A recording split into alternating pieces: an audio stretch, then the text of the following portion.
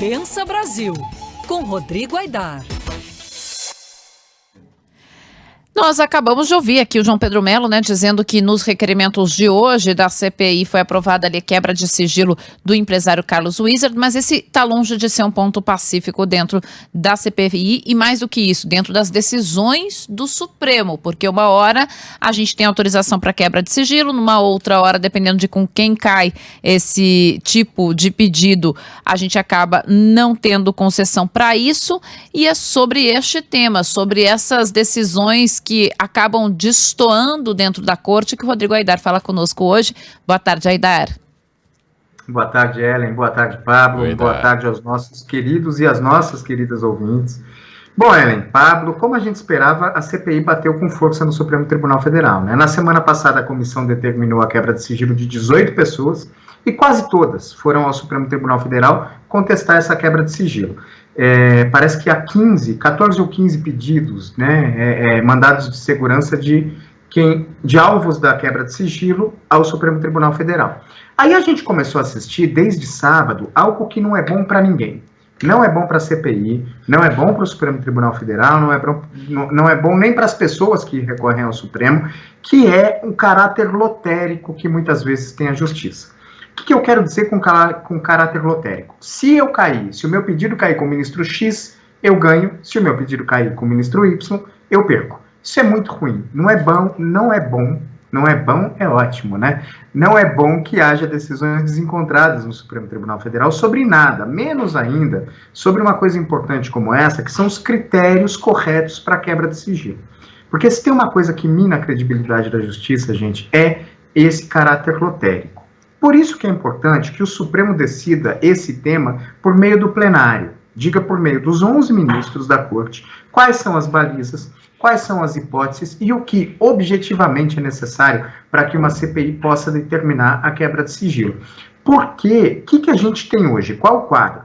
Nós temos 18 quebras de sigilo determinadas pela CPI, 9 decisões do Supremo de 4 ministros. Dessas 9 decisões, 4 contrárias, suspendendo a determinação de quebra de sigilo da CPI, e 5 favoráveis. Favoráveis de 2 ministros, do ministro Ricardo Lewandowski e do ministro Alexandre de Moraes.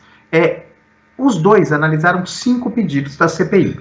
O ministro Ricardo Lewandowski disse, inclusive, que a CPI não precisa fundamentar exaustivamente as diligências que elas determinam no curso dessas investigações, até como se exige das decisões judiciais. Para ele, por conta dos parlamentares não serem operadores do direito, não se exige a mesma técnica de juízes. Já o ministro Nunes Marques e o ministro Luiz Roberto Barroso, que suspenderam 4 ordens de quebra de sigilo da CPI, disseram que não.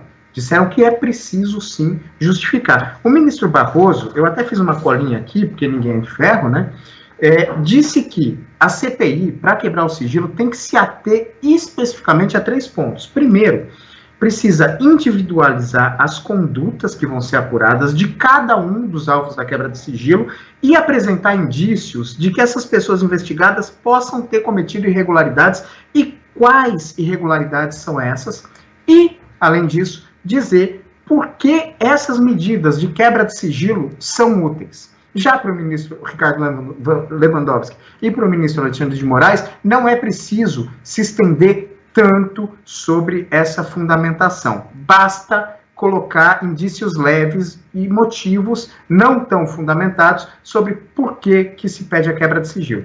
Agora, Pablo, Ellen, é muito importante dizer o seguinte: todos nós temos direito à intimidade das nossas comunicações. Um juiz só pode nos tirar esse direito diante de indícios claros de que um crime ou de que crimes foram cometidos. E o acesso a esses dados é fundamental para o esclarecimento desses crimes.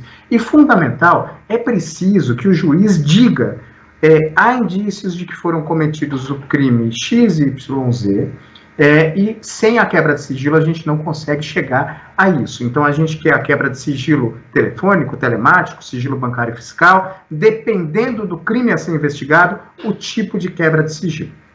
Então é muito importante que a CPI, que tem poderes próprios de autoridades judiciais, quando os parlamentares estão nesse papel de investigadores, que é uma comissão parlamentar de inquérito, fundamente, sim, as suas decisões. De qualquer maneira, o grau de fundamentação deve ser decidido pelo Supremo Tribunal Federal, porque ontem o Supremo emitiu uma nota dizendo que é muito importante, assim, divergências em decisões monocráticas são naturais, elas de fato acontecem.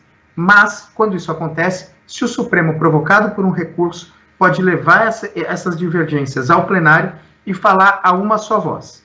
Como já há decisões desencontradas e pedidos de suspensão da quebra de sigilo distribuídos em 7 gabinetes, é muito bom que o Supremo reúna o plenário diante do primeiro recurso e coloque de forma clara o que é preciso para que a CPI possa quebrar sigilo bancário, para que não haja esse desencontro e a gente não tenha, por exemplo, o ex-ministro da Saúde, Ernesto Araújo, Eduardo Pazuello, e o ex-ministro das Relações Exteriores, Ernesto Araújo, com o sigilo quebrado e com a mesma fundamentação, por exemplo, o Elcio Franco, que era o 02 do Pazuello no Ministério da Saúde, teve a quebra de sigilo suspensa. É preciso uniformizar isso, ou para quebrar ou para não quebrar, mas é preciso dar uma resposta de uma só voz para acabar com esse desencontro de decisões.